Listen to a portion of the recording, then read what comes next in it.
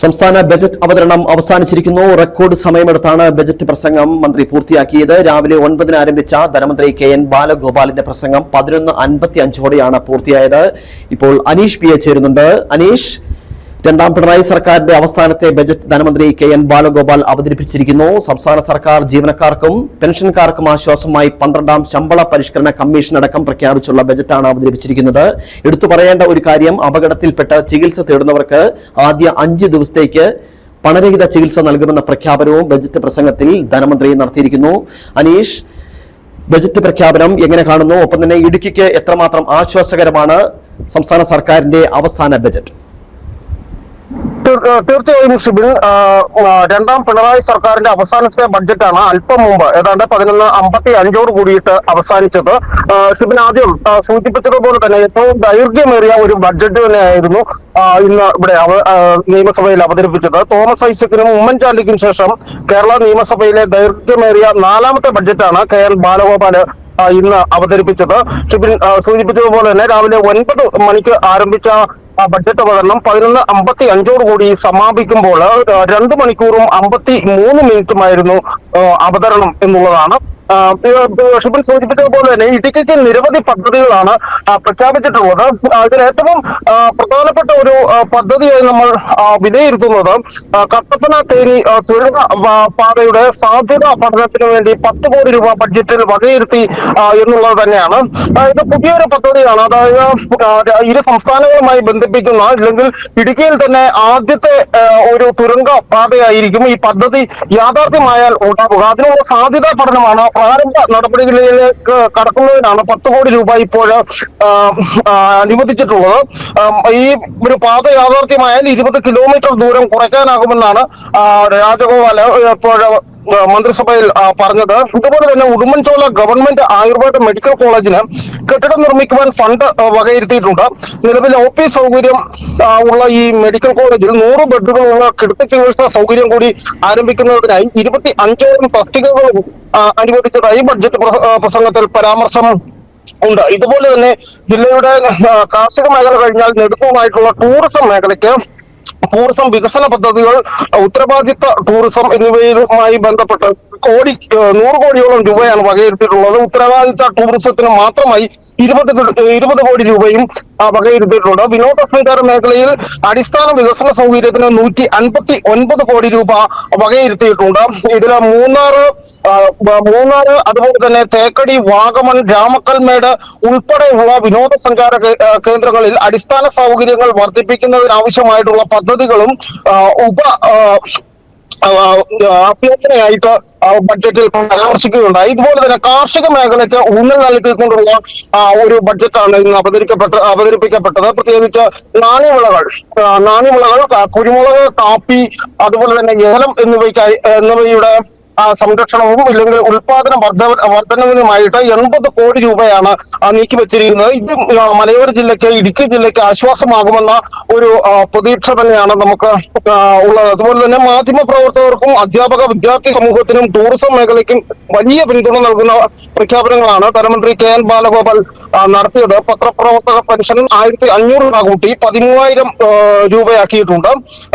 എല്ലാ പ്രവൃത്തി ദിവസവും മുട്ടയും പാലും കുട്ടികൾക്ക് നൽകുന്ന ഒരു പദ്ധതിയും പ്രഖ്യാപിച്ചിട്ടുണ്ട്.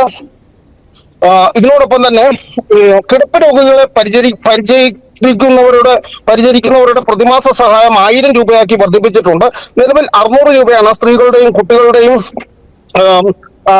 പരിചരണത്തിനായിട്ട് നൽകുന്നത്. ഭക്ഷ്യവകുപ്പിന് വിപണി ഇടപെടലിന് ഉൾപ്പെടെ 2333.64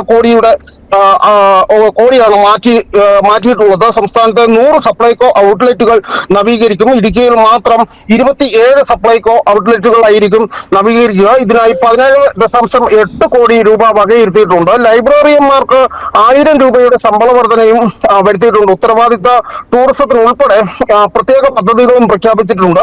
നിലവിലുള്ള മെഡിസിപ്പ് പദ്ധതിയുടെ പരിഷ്കരിച്ച പതിപ്പ് ഫെബ്രുവരി 1 മുതൽ നിലവിൽ വരുമെന്ന് അദ്ദേഹം ബഡ്ജറ്റ് പ്രസംഗത്തിൽ പറഞ്ഞു. ചികിത്സാ പരിരക്ഷയിൽ വലിയ വർധനവ് നൽകിക്കൊണ്ടിരുന്ന പ്രഖ്യാപനമാണ്. മികച്ച സ്വകാര്യ സർക്കാർ ആശുപത്രികളെ ആയിരിക്കും പദ്ധതിയുടെ ഭാഗമാക്കുക.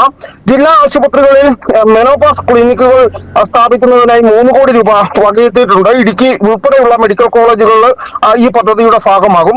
പ്രീ പ്രൈമറി അധ്യാപകരുടെ വേതനം 1000 രൂപ വർദ്ധിപ്പിച്ചിട്ടുണ്ട്. സ്കൂൾ പാചക തൊഴിലാളികൾക്ക് ദിവസവേതനം 25 രൂപ വർദ്ധിപ്പിച്ചിട്ടുണ്ട്. കാരുണ്യ പദ്ധതിയിൽ ഉൾപ്പെടാത്ത കുടുംബങ്ങൾക്കായി ആരോഗ്യ ഇൻഷുറൻസ് 50 കോടി രൂപ ഇതിനായി വകയിരുത്തിയിട്ടുണ്ട്. ചെറിയ തുകയടച്ച് പദ്ധതിയിൽ ചേരാൻ കഴിയുമെന്നുള്ളതാണ് പ്രത്യേകത.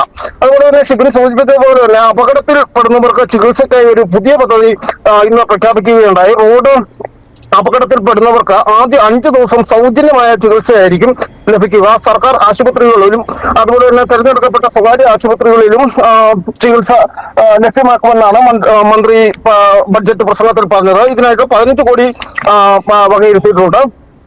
അതുപോലെ തന്നെ ആശാ വർക്കർമാർക്ക് പ്രതിമാസ ഓണറേറിയത്തിൽ 1000 രൂപയുടെ വർധനവ് പ്രഖ്യാപിച്ചു. അംഗനവാടി വർക്കർക്ക് 10,000 രൂപയും ഹെൽപ്പർമാർക്ക് 500 രൂപയും അധികമായി ലഭിക്കും. സാക്ഷരതാ പേരന്മാരുടെ ഓണറേറിയത്തിലും 1000 രൂപയുടെ വർധനവ് പറ്റിയിട്ടുണ്ട്. ഇതൊക്കെയാണ് പ്രധാനപ്പെട്ട പ്രഖ്യാപനങ്ങൾ ഇന്ന് ബഡ്ജറ്റിലുണ്ടായത്. ജനപ്രിയ ബഡ്ജറ്റാണ് എന്ന് തന്നെ പറയേണ്ടിയിരിക്കുന്നു. ഇതിനിടയിൽ ഏറ്റവും ശ്രദ്ധേയമായ പരാമർശങ്ങളും അദ്ദേഹം നടത്തുകയുണ്ടായി. അതായത് ഈ വിവാദമായ മതമാണ് പ്രശ്നം എന്ന പരാമർശത്തിന് ബഡ്ജറ്റ് പ്രസംഗത്തിലൂടെ മന്ത്രി മറുപടി നൽകി എന്നുള്ളതാണ്. മതമല്ല പ്രശ്നം, എരിയുന്ന വയറിലെ തീയാണ് പ്രശ്നം എന്ന് അദ്ദേഹം പറഞ്ഞു.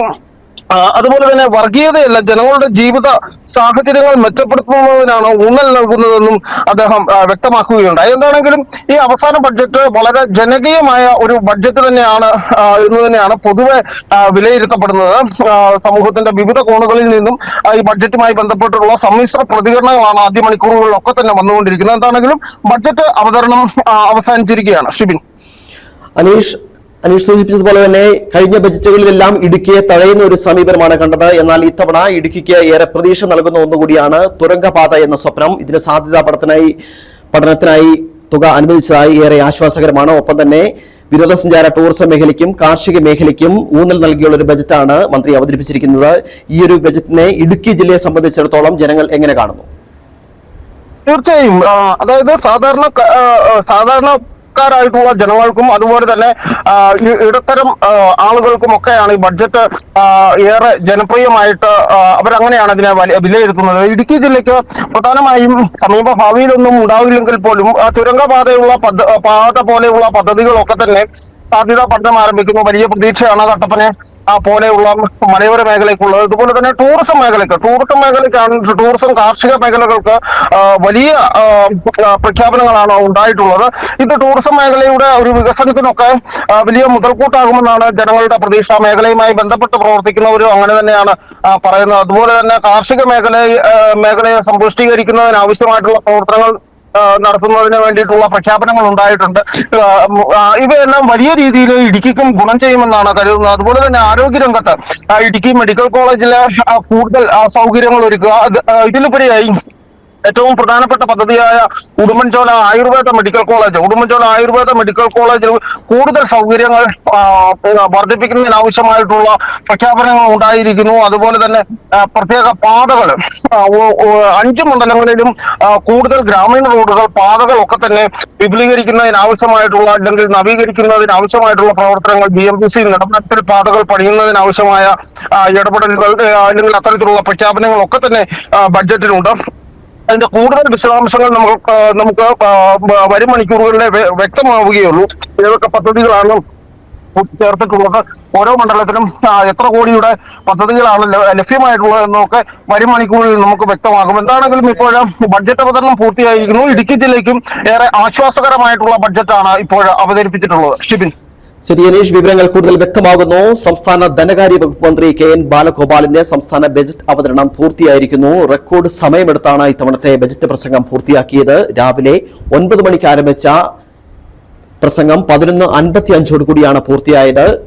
രണ്ടാം പിണറായി സർക്കാരിന്റെ അവസാന ബജറ്റ് ധനമന്ത്രി കെ.എൻ. ബാലഗോപാൽ അവതരിപ്പിച്ചപ്പോൾ സംസ്ഥാന സർക്കാർ ജീവനക്കാർക്കും പെൻഷൻകാർക്കും ആശ്വാസമായി 12ാം ശമ്പള പരിഷ്കരണ കമ്മീഷൻ അടക്കം പ്രഖ്യാപിച്ച ബജറ്റാണ് മന്ത്രി അവതരിപ്പിച്ചിരിക്കുന്നത്. എടുത്തു പറയേണ്ട ഒരു കാര്യം, അപകടത്തിൽപ്പെട്ട ചികിത്സ തേടുന്നവർക്ക് ആദ്യ 5 ദിവസത്തേക്ക് പണരഹിത ചികിത്സ നൽകുമെന്ന പ്രഖ്യാപനവും ബജറ്റ് പ്രസംഗത്തിൽ മന്ത്രി ഉൾപ്പെടുത്തിയിരിക്കുന്നു. ഒപ്പം തന്നെ വിനോദസഞ്ചാര, കാർഷിക, ടൂറിസം മേഖലയ്ക്കും ഊന്നൽ നൽകിയുള്ള ബജറ്റാണ് മന്ത്രി അവതരിപ്പിച്ചിരിക്കുന്നത്. ഒപ്പം തന്നെ വിദ്യാഭ്യാസ മേഖലയ്ക്കും ഏറെ മുൻഗണന നൽകുന്നുണ്ട്. ഇടുക്കിക്കും ഏറെ പ്രതീക്ഷ നൽകുന്ന ബജറ്റാണ് മന്ത്രി അവതരിപ്പിച്ചിരിക്കുന്നത്. കട്ടപ്പന തേനി തുരങ്കപാത സാധ്യതാ പഠനം നടത്താൻ 10 കോടി രൂപയാണ് ബജറ്റിൽ ഉൾക്കൊള്ളിച്ചിരിക്കുന്നത്.